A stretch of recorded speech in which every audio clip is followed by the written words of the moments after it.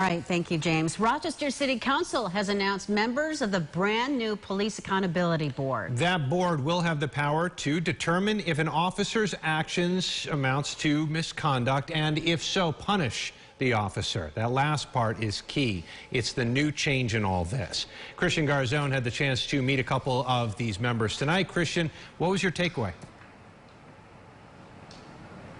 You know, what struck me is the diversity with all these members. They come from all different backgrounds. We spoke tonight with a rabbi on the board and a medical doctor who also happens to be an ex-Navy officer. Now, the common thread so far is these guys want to be, guys and gals rather, want to be a fair eye when it comes to these cases.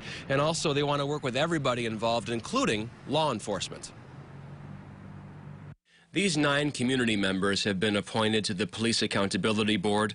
The city says they were all selected from different neighborhoods and have various backgrounds and experiences, from the clergy to the military to medical. We know that everybody has a story and that everybody's story is important. PAB member Rabbi Drora Settle says democracy depends on civilian oversight over armed forces. She feels separations are occurring across the U.S., and this Police Accountability Board, which can punish officers, can heal wounds at home.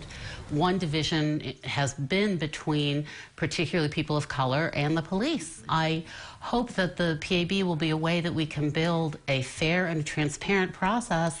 Dr. Robert Harrison III says the Police Accountability Board can help provide a greater perspective and balance when it comes to police cases. Objective outside observers who can look at things and say, hey, something is right or not right. The police union has sued to prevent the creation of the board, arguing its contract with the city forbids it. A judge could rule in favor of the union any day, leaving the PAB's future unclear. Here's what the union president said about that after the election. There's parts of it that, are in our collective bargaining agreement, which by the legislation itself takes that away from us. Now, originally, revisions to the PAB legislation was going to allow for a police officer from outside Rochester to serve on the board. It's important to note that has not happened, and all 9 of these members were never directly affiliated with police work.